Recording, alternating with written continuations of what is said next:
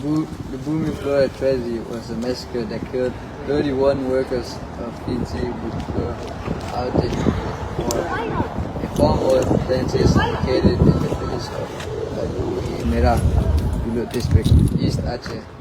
This accident occurred on August 9, 2001, where dozens of workers were forcibly commanded by non-organic CIN officers. They were lined up and then shot to death. Today, August 9, 2022, is even 22 years old. Until today, it has not been legally resolved. I am Muhammad Generation of Acheh, Sumatra, National Liberation Front, ASNLF, Denmark, heartily condemn Indonesia for this incident. There have also been many massacres in other places. Tragedy at Kundo, East Aceh, tragedy